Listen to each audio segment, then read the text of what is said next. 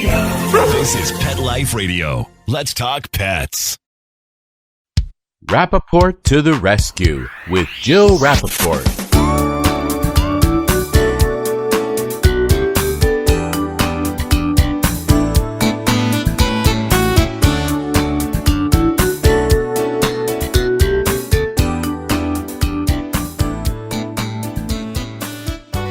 Hi, I'm Jill Rappaport, and welcome to Rappaport to the Rescue. Well, we've all had one thing on our mind all week long. Do I even need to say the election? I haven't slept in days, as I'm sure most of you haven't. But would you believe that this month, there's actually something going on that, in my opinion, is just as important. It is National Adopt a Senior Dog Month. And if you know anything about me and my life, you know I'm all about the senior pets. Giving a loving home to an older pet is the best gift you not only give to them, but you give to yourself. And I can tell you firsthand, as the proud pet parent to so many wonderful seniors, and I'm actually looking out a window right now, and I see my little Havanese CJ, who, would you believe, is 18 years young. And she is literally running around in the backyard. She's deaf now, but her eyesight is great. She doesn't seem to have any arthritis. And every day, as I knock on wood, is a true amazing gift. That's my dachshund agreeing with me. He's also a senior. He's 11 years old. That's Oscar Meyer barking in the background saying, yay, yay, Mom, promote those seniors. And let me just tell you that they are the most wonderful pets. They usually have been discarded in the twilight of their lives. And when you give them a home, they know that you have saved them literally in the nick of time. They've often been there, done that. They're often housebroken. I like to say that they love to lay on the couch instead of eat the couch. So please, in honor of this month, and especially if you're thinking of opening up your hearts and homes to a shelter pet, which I hope you are if you're listening to this show, think about an older pet. It is the most wonderful gift you will ever give to yourself. And that was the impetus, the reason that I came up with the idea for Dog Bowl on Animal Planet, which is Puppy Bowl for seniors. I thought, we're paying homage to these adorable puppies. They're all getting a home. Why not do the same thing for senior pets? So again, I cannot stress enough how wonderful they are. And I live by the motto, be bold, gold. Yay. See, Oscar agrees with that sentiment. Now, when we come back, someone who truly puts the B in bold and the A in adventurous is my wonderful guest today, the one and only Lorraine Bracco. Stay tuned.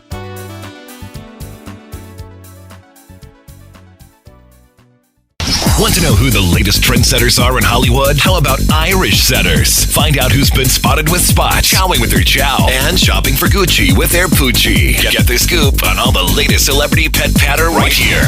Pet Life Radio. Let's talk pets. Let's talk pets. Let's talk pets On Pet Life Radio. Pet Life Radio. PetLifeRadio.com.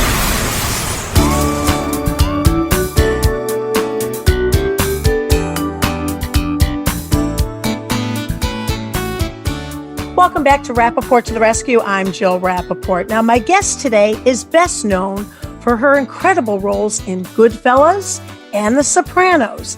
And when you hear that sexy, husky voice, no one else could take claim to it other than the one and only Lorraine Bracco, whose laugh, by the way, truly can light up the world. And now Lorraine is starring in one of the most entertaining and creative shows on HGTV called My Big Italian Adventure.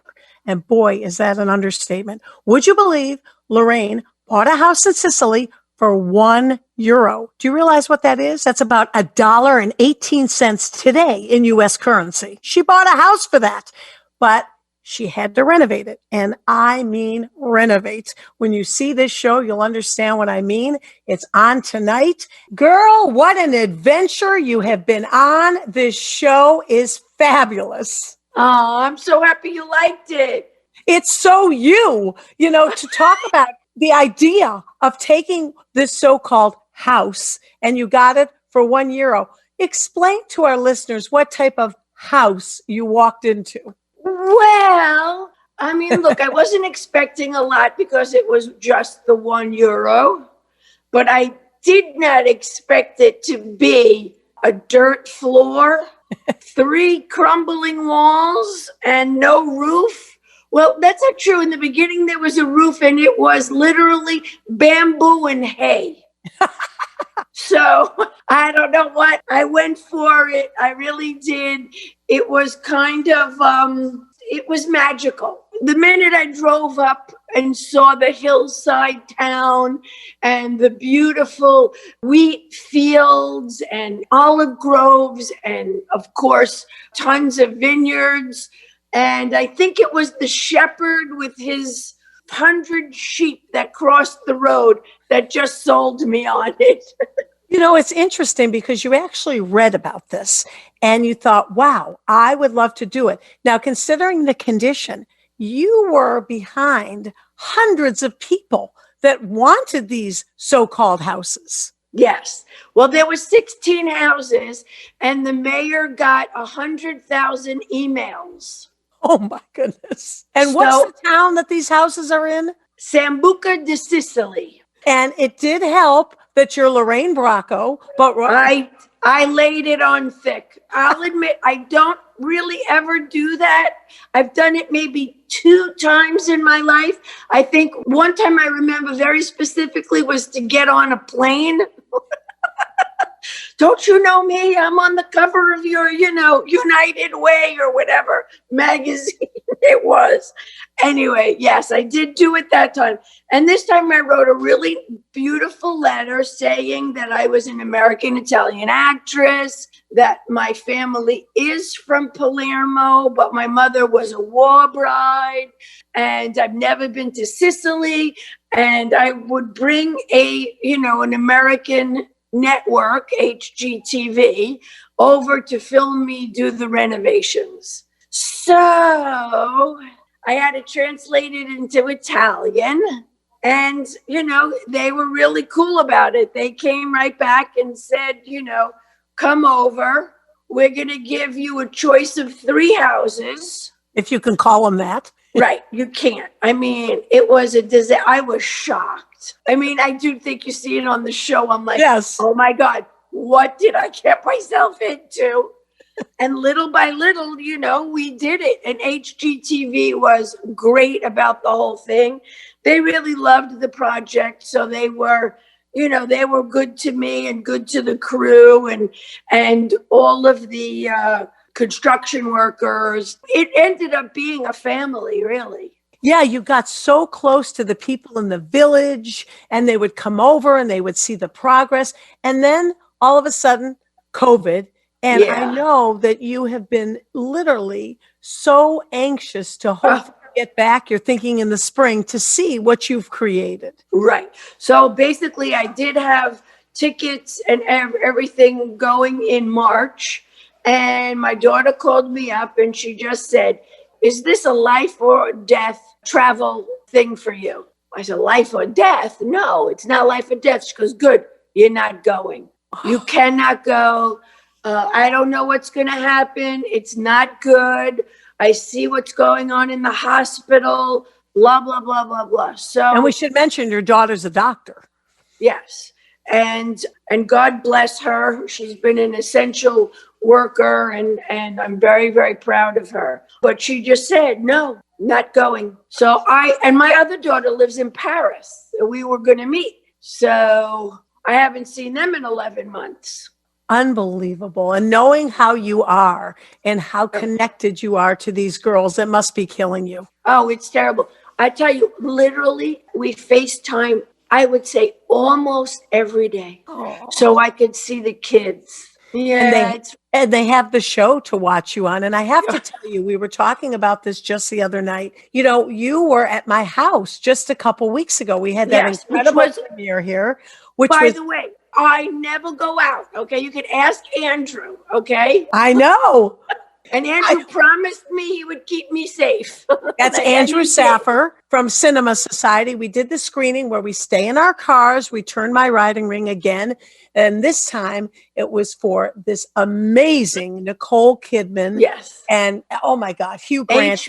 HBO, The Undoing. It's The great. Undoing. It is. I was on the edge of my car seat, literally. Me too. I was so happy to have you here. And I have to tell you, having watched the show, the first one aired last Friday night, you are such a natural. You know, we've seen you on television and movies. This is really right up your alley, Lorraine. I mean, it is so authentic, Lorraine. Well, listen, as long as I've lived and I've taught my children this, to be yourself and to treat everyone the way you would treat anybody you meet. Be kind, be nice.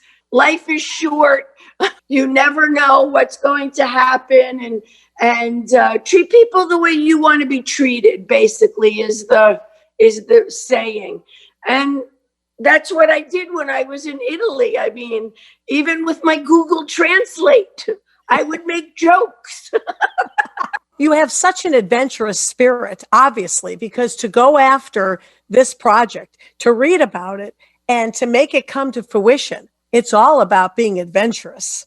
Well, I was lucky too. I was lucky with HGTV, because if they hadn't said to me, go, Lorraine, we'll do it with you, I'm not sure I could have done it by myself. I think it would have been much harder, not the same experience.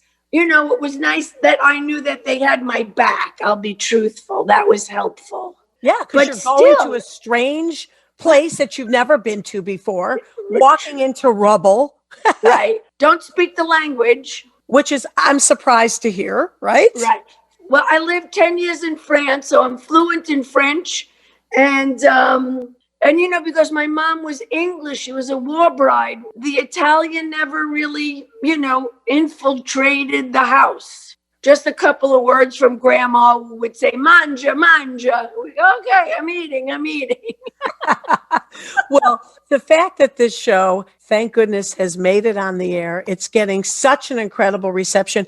And you're one busy lady. You're getting offers, and I understand you're getting ready to do another movie? I am. I'm getting ready to do this movie in Memphis, which, I wish was here in my backyard. But yeah, it's a true story of this woman who lives in this apartment building, and a refugee young man moves next door. And little hottie toddy there? Or should I say, what's the name of your company? Hotsy Totsy? Hotsy Totsy is the name of my company. It's apparently a very close story to the director-writer. Oh. So it's very moving. So many women actors today talk about that there's not any roles or good roles for any woman over a certain age. Obviously, that's not applying to you. You have been incredibly busy. Even during COVID, you're getting offers. Well, you know what? I've been lucky. I really have. I've always felt very lucky in my career. I'm a kid from Brooklyn. I never, ever in my wildest dreams thought that, that I would have, a pretty solid career. So, yeah, I've been lucky. And beloved roles. Such memorable roles for you, right, Lorraine? I've been lucky. I wouldn't call it just luck. There's a little bit of talent in there too, wouldn't you say? Trust me, there are a lot of talented people out there. Really. When I was at the actor's studio doing scenes and whatever, trust me, there is a lot of people with a lot of talent. And they don't get the work that No. you got, is what you're saying. Yeah, I was lucky. Well, ever since I met you years ago, and we should mention, it's so frustrating for me because you literally live right down the street from me. We're I both know. in the Hamptons, and I'm looking at you so frustrated. I wish I could just have you over. We could sit in front of the fireplace, but unfortunately, due to COVID, we can't. But I have known you for years, and I remember we immediately bonded over our love of animals. Yes. And Yep. of course, that's what this network, this show is all about. And when I saw you, I know you suffered just a terrible losing your I beautiful lost my girl. Elsie. I got this dog from Puppies Behind Bars. Mm-hmm. So I got her when she was about 11 or 12 months old, and she didn't pass the exam to be, because when they train the dogs for service guys coming back from Afghanistan and Iraq, and they're given to them to help their lives and for them to manage their lives better. And acclimate again. My Elsie girl didn't make it. And I had put my name on a list maybe 10 years ago. You didn't use that clout? You didn't say, do you know who I am? I On the cover of didn't. this magazine? I didn't. So I was very lucky, and they called me and they sent me a picture of this magnificent yellow lab with green eyes. And they said, we think this is a good match for you. And I was like, wow, wait, what? Oh, wait a minute. You know, I was like, I had forgotten all about that. And the woman who runs it said to me, Lorraine, I have only one request. And I said, okay. She says, if you want the dog, I'd like you to come to the prison to pick her up and meet the inmates that trained her and see what we do with puppies behind bars. Now they have it at Bedford and at Fishkill, this program. Both in New York. And I went there and I picked Elsie up and I met the women who train these dogs. And it was, I would say, an experience that kind of changed my DNA. In what way? Well, one, that they were so proud of the work that they had put into the dogs. The dogs are magnificent. My dog had 35 commands. Now, 35 commands. She could get your keys. She could put the lights on. She would watch your back. She had all kinds of commands that. Who needs a man when you can get a dog that can do that? You sound like Angie Harmon. I would bring Elsie to the set and she would say, Elsie, go get me a martini. Meanwhile, she was on the show, even Elsie. The show you're referring to is Rizzoli and Isles. Right. And she was a magnificent spirit. She really was. And I have been heartbroken. I know. I've been there now twice this year. I'm right with you. Oh, it's terrible. When I saw you, I wanted to hug you. Unfortunately, due to circumstances, we can't. But this dog was truly amazing. You talk about all the commands she had, but she didn't make it through the program because she lacked a few skills that required her to be a finished dog for the program. What was that? Correct. So what happened was when she was in a crowd of people, she wasn't the alpha. And when you're in a crowd of people and you have, someone relying on you, a vet relying on you, you had to be the alpha. And she was like, I don't know if I like this. And, for pet owners, sometimes the alpha can be a bit of a pain in the you-know-what because they're very demanding, demonstrative, strident personalities. Yeah. So, needed for the program, but maybe not as perfect in a household. So you really ended up with a pot of gold. And I want to transition into what happened to Elsie, how she ended up becoming the great actor that she was. In Rizzoli and Isles, at one time, Angie dated I don't remember if it was Afghanistan or Iraqi vet. And because the writers, everybody knew Elsie, I brought her everywhere I went because she was so incredible. I mean, it was crazy. Even on a plane, the stewardesses would say, oh my God, this is the best person we ever had fly on our So the writers wrote Elsie in. Isn't that and she had a reoccurring role. Yep, she had a reoccurring role. And it was so great, She was so good. She was so beloved by the crew. I mean, when we finished the series, the crew members were on their knees holding her, rubbing her, kissing her.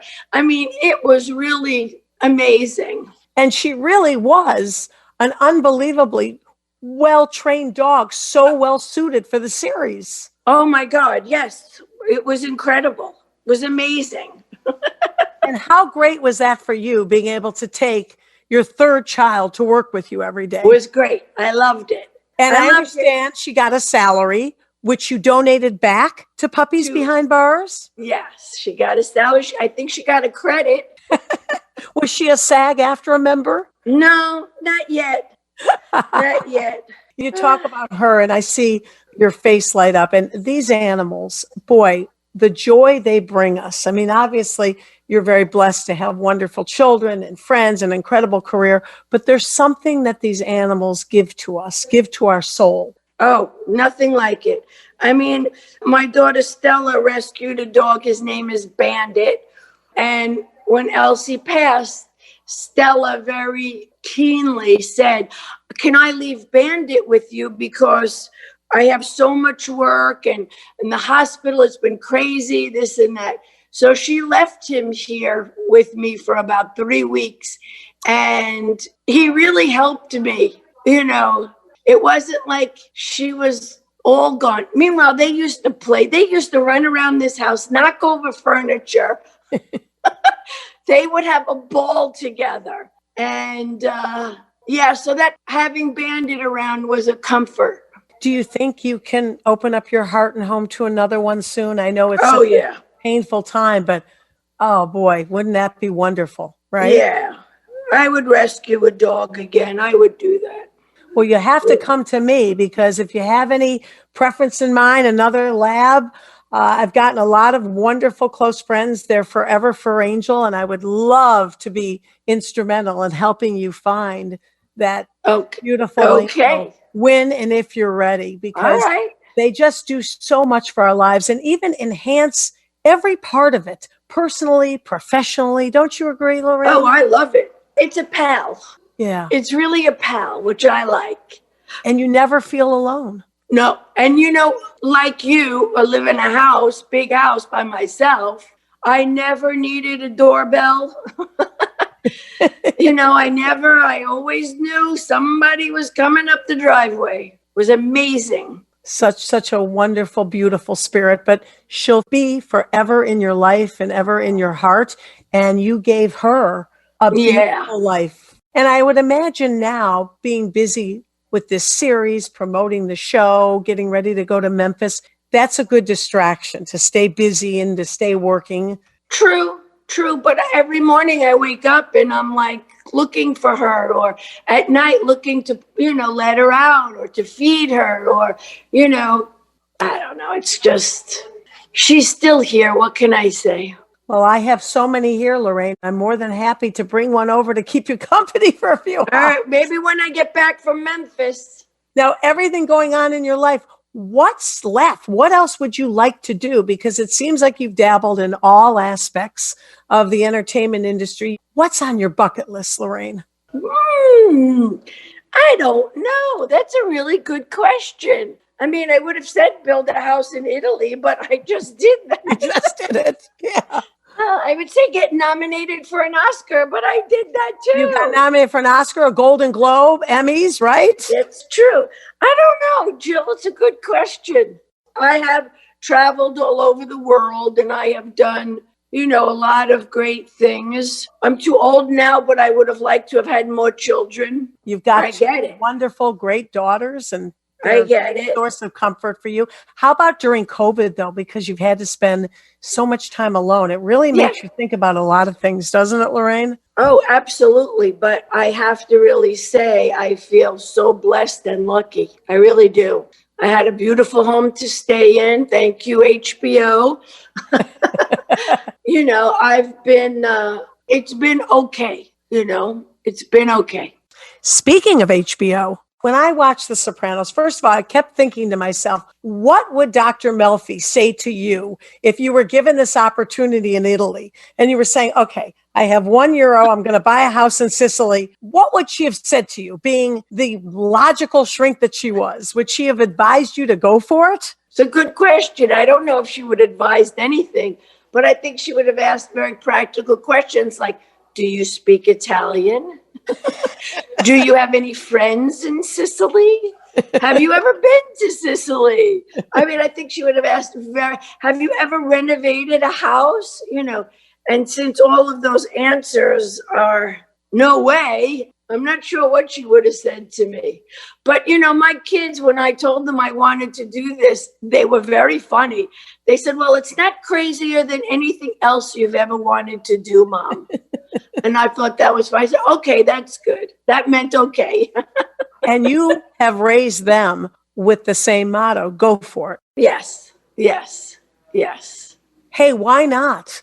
We're only here once. That's it. We don't get to come back. I believe that when that day comes, my kids will be able to say, she was fun. We had a great time. That's the motto. That's the epitaph, huh? Yeah. And she was a great mom to Elsie. Yes. Yes, I adored her. Oh. Well, Lorraine, this is such a pleasure for me. You know how much I adore you. And vice versa. And tonight, I'm so excited. Another episode of my big Italian adventure at 9 p.m. Yes, 9 p.m. on HGTV. But you know what? I am so thrilled. Even though I've not been back because of COVID, I am so thrilled about it. I can't wait. I can't wait to go back. It's your home. Yeah, it's crazy. I still don't even get that. Well, take me with you. I want to go stay in that house. Come on. Lorraine, I got room. Thank you so much. I wish you all the best. Same here. I love and adore you, and I love everything you do for all the beautiful animals that get to cross your path. On that beautiful note, thank you so much. Thank you all for tuning in. And as I always say, stay positive. Let's Talk Pets, every week on demand, only on PetLifeRadio.com.